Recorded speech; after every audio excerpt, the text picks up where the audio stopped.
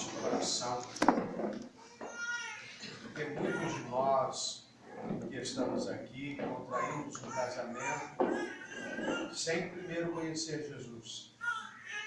Meu coração se alegra em ver aqui jovens que ainda estão namorando, talvez ainda noivos, que já tem Jesus como centralização do seu relacionamento. Eu só tenho apenas 36 anos de idade, vou fazer em janeiro 13 anos de casamento, e eu tenho certeza que eu tenho uma palavra ao coração de vocês para trazer solidez ao seu relacionamento, para que o diabo e as suas ferramentas não destruam o seu relacionamento. Esta pessoa que está do seu lado, esse cônjuge a qual Deus te deu, eu sempre digo que é um ministério. O casamento é um ministério. E muitos estão zelando muito mal desse ministério e por isto estão chegando ao divórcio, à destruição. Mas Deus proporcionou esse primeiro encontro de casais para abençoar o seu casamento. Veio-se investir em tantas coisas diante da sociedade, diante de tantos meios, e a gente pouco vê se investir em casamentos e na família. E a família é a instituição criada por Deus, é o projeto de Deus. E no meio de tanta banalização, vemos o casamento sendo destruído, porque falta solidez no casamento. Muitos estão preferindo separar, divorciar, viver uma outra vida, mas porque, como diz e frisou de forma muito veemente o pastor Valdivino, porque Jesus não é centralizado no casamento, porque Deus não é o centro desse casamento, porque quando Deus está no centro de um relacionamento, as lutas irão, as provações virão, mas não vão abalar esse casamento, porque sempre eles estarão unificados. Eles passarão pelos momentos difíceis, mas juntos. Passarão pelos momentos bons, mas juntos. E o sábio Salomão, que é o tema desse primeiro encontro de casal no versículo 18, no capítulo 18, no versículo 22, o que acha uma esposa, acha uma coisa boa e vai receber de Deus um favor. Então essa pessoa a qual Deus deu a você, nada mais é do que um favor de Deus. É alguém que Deus te deu para completar a sua vida. Tanto esse homem de Deus, como esta mulher de Deus, ou esse jovem a qual Deus lhe concedeu para que completasse a sua vida. Você já parou para pensar como seria a sua vida sem essa metade? Eu já pensei várias vezes. Não prestaria, não serviria. Deus te deu a melhor riqueza da terra para você cuidar, para você zelar e para que também o seu casamento, o seu relacionamento fosse regado pelo cuidado de Deus. O Senhor me deu aqui alguns tópicos para ministrar e eu quero ministrar subalterno a Provérbios 18, 22. Que acha a mulher, acha o favor de Deus. O que acha um homem, também acha o favor de Deus. Muitos estão aí destruindo casamentos, sendo usados pelo diabo, porque não achou o favor de Deus. E quem não acha o favor de Deus, quando olha para o meu casamento, olha para o seu casamento, vai ter ciúmes, vai ter inveja. Essa é a palavra, vai ter inveja. E vai usar todos os meios para destruir o nosso casamento. Só que quando bate no nosso casamento, vai encontrar uma coisa, chamada solidez. Está sólido. Então nada vai destruir aquilo a quem Deus uniu. Não tem como destruir ou desfazer um casamento a quem Deus uniu.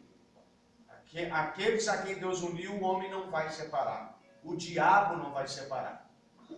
E lendo, o Senhor me deu, em primeiro lugar, que precisamos aceitar o nosso cônjuge como ele é. 1 Coríntios, capítulo 13, versículo 5. Não se porte com indecência, não busque os seus interesses, não se irrita, não suspeita mal. Muitos casamentos estão sendo destruídos porque não se aceita o cônjuge como ele é. Muitos maridos casaram-se, mas não aceita a esposa que tem. Mas foi essa que Deus te deu. Muitas esposas não aceitam o cônjuge que Deus deu, mas foi esse cônjuge que Deus te deu. Então você precisa se portar com decência, com ele ou com ela.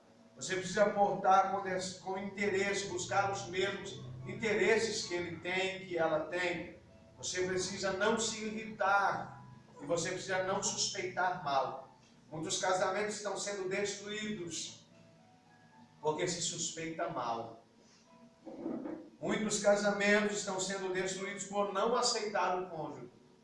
Há homens, e eu falava disso na quarta-feira ali na série, há homens que esperam uma mulher dos sonhos, e quando se casa, vai se vendo que a mulher que ele se casou não é aquela que ele esperava.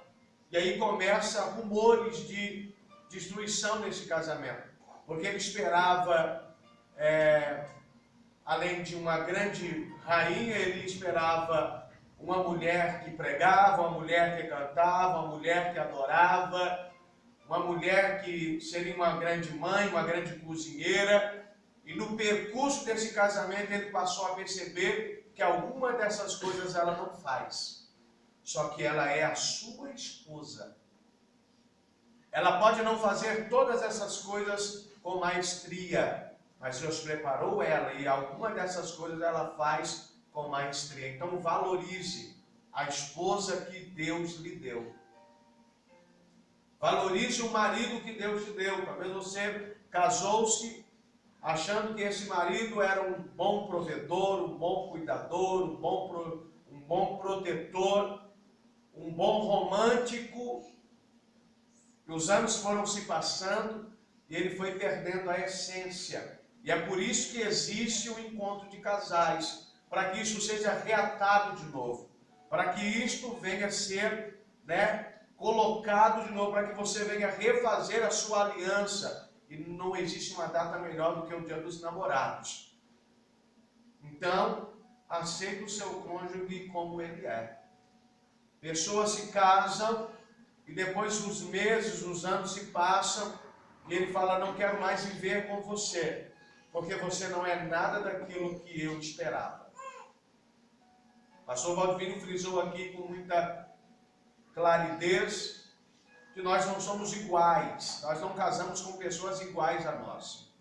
Nós casamos com pessoas completamente diferentes de nós, que vai nos suportar, que vai nos ajudar, para que nós tenhamos um casamento sólido e que jamais esse casamento seja destruído. Então aceite o seu cônjuge como ele é. Ele não é perfeito. Ele tem imperfeições e só será aperfeiçoado com a sua existência.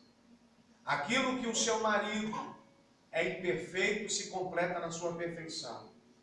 E aquilo que a sua esposa é imperfeita se completa na sua perfeição, naquilo que você é perfeito dentro da excelência de Deus. Por isso que ninguém casa perfeito.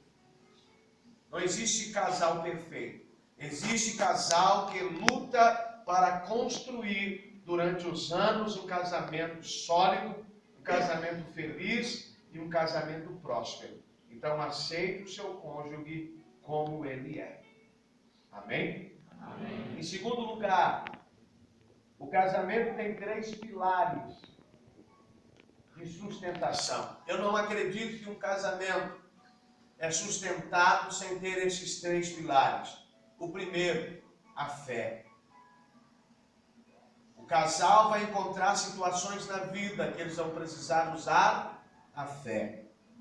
Vai ter momentos que a esposa vai ter que usar a fé, em que o homem não vai conseguir atingir esse nível de fé.